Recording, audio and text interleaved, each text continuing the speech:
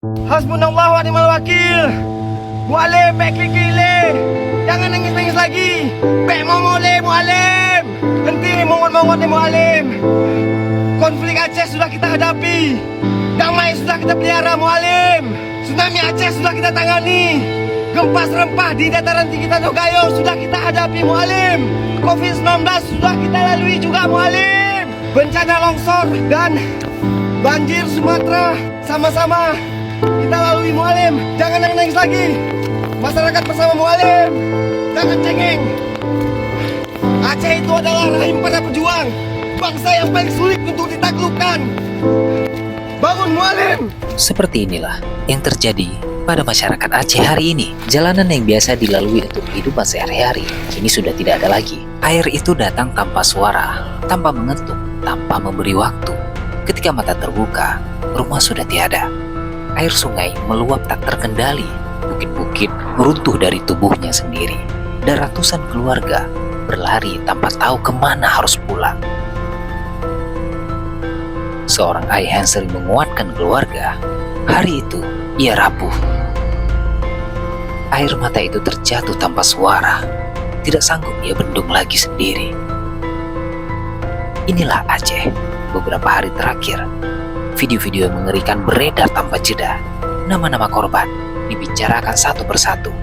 Dan sebuah pertanyaan muncul, pelan tapi menghantam, tentang mengapa bencana ini begitu besar, begitu mematikan, dan begitu sering terulang. Apakah ini benar bencana alam? Ataukah bencana yang kita ciptakan?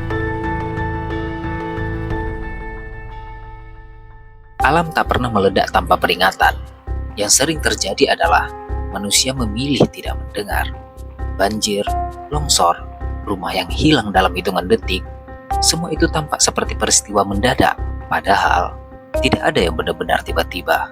Alam selalu memberi tanda dari yang paling halus hingga yang paling jelas. Apa yang terjadi di Aceh hari ini bukan musibah satu malam. Ia adalah akumulasi panjang. Kerusakan yang dibangun perlahan. Tahun demi tahun, dekade demi dekade. Hujan hanyalah pemicu terakhir bagi keseimbangan yang sudah lama rapuh. Di balik setiap angka, ada nama yang tidak akan pernah pulang lagi. Lebih dari 300 orang meninggal dunia, ribuan orang luka-luka, ratusan lainnya menghilang.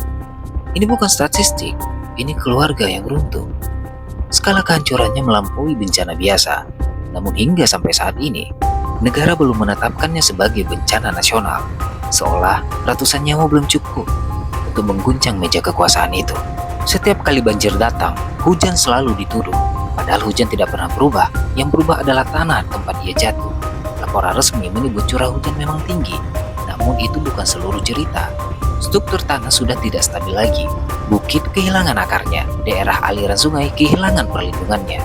Bertahun-tahun, tekanan ekologis, pengundulan hutan, pembukaan lahan yang agresif, penambangan tanpa kendali, telah mengikis kemampuan alam untuk melindungi dirinya sendiri. Hujan bukanlah penyebab, ia hanya penanda bahwa batas itu akhirnya dilampaui.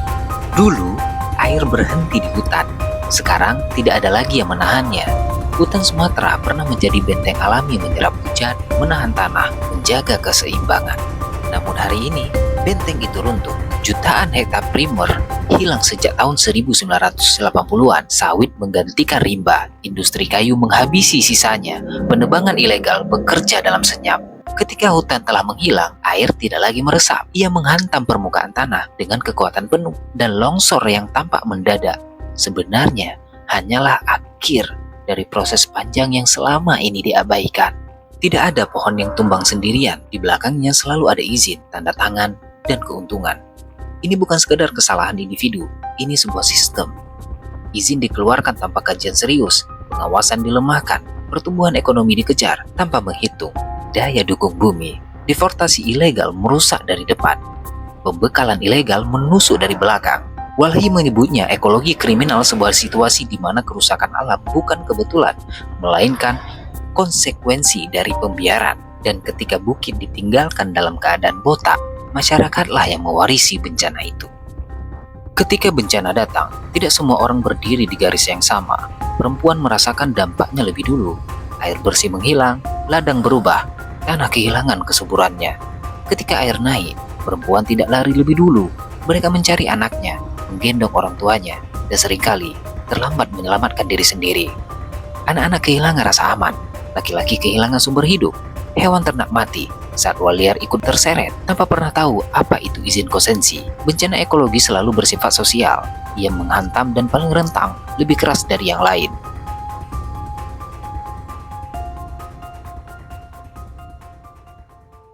Mereka tidak datang membawa senjata.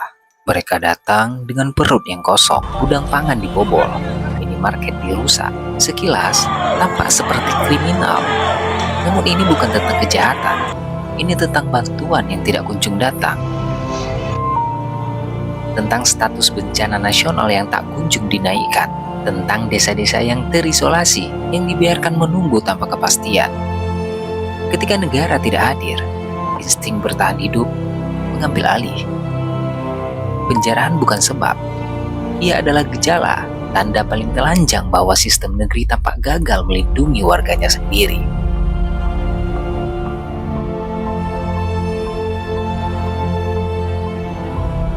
Ini bukanlah takdir, juga bukanlah sebuah nasib semata. Ini adalah keputusan. Hutan ditebang, izin dikeluarkan, sungai menyempit, bukit dirusak. Hujan turun, bencana datang, dan selalu rakyat yang menjadi korban.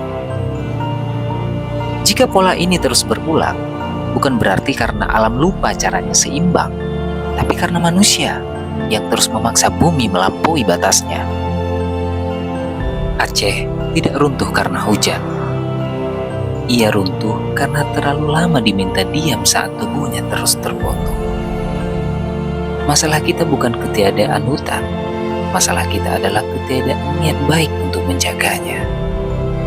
Selama pohon dianggap komoditas, sungai dianggap kanal industri, dan bukit dianggap barang dagangan, bencana ini bukan ancaman, ia adalah kepastian.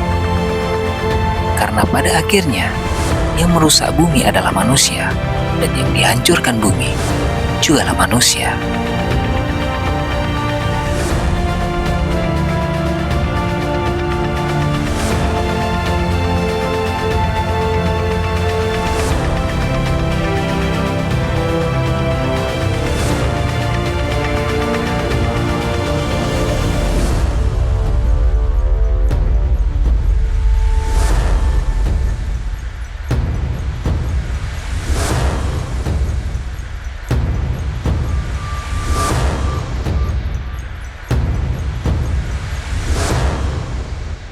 Ada beberapa kampung